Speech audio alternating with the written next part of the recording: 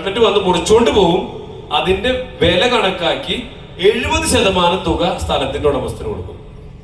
70% ഇപ്പൊ ഒരു 10 ലക്ഷം രൂപ കിട്ടുകയാണെങ്കിൽ 7 ലക്ഷം രൂപ സ്ഥലത്തിന്റെ ഉടമസ്ഥനും 3 ലക്ഷം രൂപ ഗവൺമെന്റ് എടുക്കും എന്നുള്ള രീതിയിലേക്ക് നിയമം വന്നു.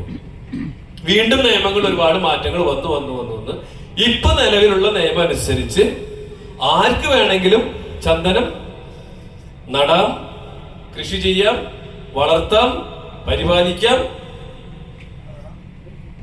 വിൽക്കാം. പക്ഷേ അതിന് ചെറിയ റെസ്ട്രിക്ഷൻസ് കൂടെ ബാക്കി നിൽക്കുന്നുണ്ട്. വരുന്ന 2-3 വർഷത്തിനുള്ളിൽ മാറുമെന്ന് പ്രതീക്ഷിക്കുന്ന ചെറിയ നിയമ തടസ്സങ്ങളും കൂടി ഉണ്ട്. എന്ന് വെച്ച് കഴിഞ്ഞാൽ നമ്മുടെ പറമ്പിൽ അത്തരത്തിൽ മരം ഉണ്ടെങ്കിൽ അത് ഉണങ്ങാനോ വീടിന് ഭീഷണിയാവാനൊന്നും കാത്തു നിൽക്കണ്ട, കൃഷിയായിട്ട് നമുക്ക് ചെയ്യാം. അത് മുറിക്കേണ്ട സമയമാവുമ്പോൾ നമ്മളത് ഫോറസ്റ്റ് ഡിപ്പാർട്ട്മെന്റിനെ വിവരം അറിയിക്കണം, റവന്യൂ ഡിപ്പാർട്ട്മെന്റിനെ വിവരം അറിയിക്കണം. ഫോറസ്റ്റ് ഡിപ്പാർട്ട്മെന്റും റവന്യൂ ഡിപ്പാർട്ട്മെന്റും വന്നത് ഇൻസ്പെക്ട് ചെയ്ത് മരം ഇൻസ്പെക്ട് ചെയ്യുന്നു. അതുപോലെ തന്നെ ആ ഭൂമി, മരം നിൽക്കുന്ന ഭൂമിയുടെ രേഖകളും ഇൻസ്പെക്ട് ചെയ്യുന്നു. എല്ലാം ഓക്കെ ആണെന്നുണ്ടെങ്കിൽ അവർ തന്നെ വന്ന് ഈ മരം മുറിച്ചുകൊണ്ട് പോകും. മുറിക്കുകയല്ല ചെയ്യുക, പിഴുതെടുക്കുകയാണ് ചെയ്യുക. ഇത് പിഴുതെടുക്കാനുള്ള കാരണം എന്ന് വെച്ച് കഴിഞ്ഞാൽ ഇതിന്റെ ചന്ദനത്തിന്റെ മറ്റൊരു പ്രത്യേകതയാണ്, ചന്ദനത്തിന്റെ ഇല ഒഴികെ ബാക്കി എല്ലാ പാർട്സിനും കിലോന് റേറ്റ് കിട്ടും. കിലോ റേറ്റ് നേരത്തെ പറഞ്ഞില്ലേ, കാതലിന്റെ റേറ്റ് പറഞ്ഞു. അപ്പൊ കാതലിന് കിട്ടുന്ന വില ഏറ്റവും കൂടിയ വിലയാണ് 20,000 തുടങ്ങി 25,000 വരെ. ഇനി അതിന് തൊട്ട് താഴെ വില കിട്ടുന്നതിന്റെ വേരിനാണ്. വേര് ഇപ്പൊ കാതൽ, വേര്, പിന്നെ ഇതിന്റെ കാതലിന് പുറത്തുള്ള വെള്ള, പിന്നെ ഇതിന്റെ അകത്തെ തൊലി, പുറത്തെ തൊലി, പിന്നെ പല വണ്ണത്തിലുള്ള കൊമ്പും ചില്ലകളും, പിന്നെ ഇത് മുറിക്കുമ്പോണ്ടാകുന്ന പൊടി, നമ്മുടെ അറക്കപ്പൊടി എന്നൊക്കെ പറയുന്നത്. ഇതിനെല്ലാത്തിനും ഇനം തിരിച്ച് കിലോന് തന്നെ റേറ്റ് കിട്ടും. ഇല ഒഴികെ ബാക്കി എല്ലാ പാർട്സിനും കിട്ടും. അങ്ങനെ 15 വെറൈറ്റി ആയിട്ട് തിരിച്ച് ഇവരിത് കൊണ്ടുപോവുകയും ലേലം ചെയ്ത് കിട്ടുന്ന പൈസ ഈ ഭൂമി ആരുടെ പേരിലാണോ ആ ആളുടെ പേരിലേക്ക് 100% മുഴുവൻ തുകയും ആ ഭൂമിയുടെ ഉടമസ്ഥന് തന്നെ നൽകുന്ന രീതിയിലേക്ക് ഇന്ന് നിയമം മാറിക്കഴിഞ്ഞു. അത് മാത്രമല്ല, ഗവൺമെന്റിന്റെ ഭാഗത്തുനിന്ന് ഒരുപാട് പ്രോത്സാഹനങ്ങളുണ്ട്. തൈ വാങ്ങാനുള്ള പൈസ, പരിപാലിക്കാനുള്ള പൈസ ഒക്കെ ഗവൺമെന്റ് ഇങ്ങോട്ട് തരുന്നുണ്ട്.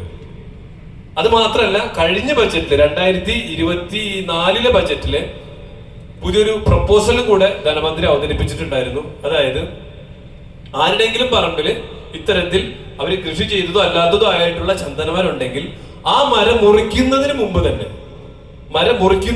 തന്നെ അതിന്റെ ഏകദേശം വണ്ണവും ഉയരെല്ലാം കണക്കാക്കിയിട്ട് ഒരു വില കണക്കാക്കും.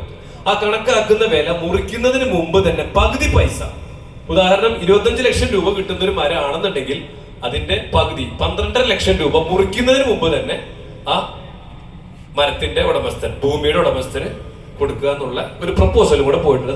ബില്ല് പാസ്സായിട്ടില്ല, ബില്ല് അവതരിപ്പിച്ചിട്ടുണ്ട്. അവിടെ വരെ എത്തി നിൽക്കുകയാണ്. ഇത്രയൊക്കെ പോരെ നമുക്ക് സാധനം പ്രൊമോട്ട് ചെയ്യാനായിട്ട്.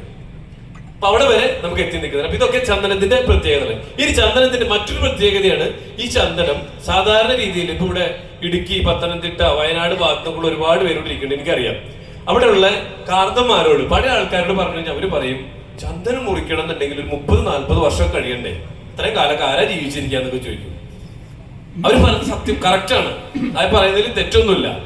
അത് പണ്ട് കാലത്ത് അതായത് അതല്ലെങ്കിൽ ചന്ദനത്തിന്റെ ഒരു പഴയ രീതി അനുസരിച്ച് വെറുതെ എവിടെയെങ്കിലും വീണ് മുളയ്ക്കുന്ന ആ ഒരു മരം വളർന്നു വലുതായി ഇത്തരത്തിൽ മുറിക്കേണ്ട സമയത്ത് ഒരു 50 സെന്റിമീറ്റർ വണ്ണമൊക്കെ വരണം. വണ്ണം 50 സെന്റിമീറ്റേഴ്സ് അതിന്റെ ഒരു വണ്ണം വരണം.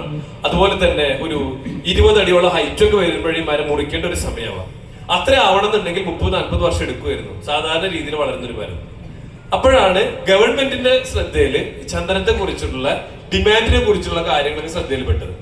ഇപ്പൊ സെൻട്രൽ ഗവൺമെന്റ് ചന്ദനത്തിന്റെ ഡിമാൻഡിനെ കുറിച്ച് മനസ്സിലാക്കിയപ്പോ ഇന്ത്യയിൽ മാത്രം 2000 ടണ്ണിന് മുകളിൽ ചന്ദനം ഒരു വർഷത്തിൽ ആവശ്യമുണ്ട്. പക്ഷെ ഇവിടെ പ്രൊഡക്ഷൻ എന്ന് പറയുന്നത് 100 ടണ്ണിൽ താഴെ മാത്രമേ ഉള്ളൂ ഇന്ത്യയിൽ. 2000 ടൺ ആവശ്യമുള്ളിടത്ത് ഒരു 100 ടണ്ണിൽ താഴെ മാത്രമാണ്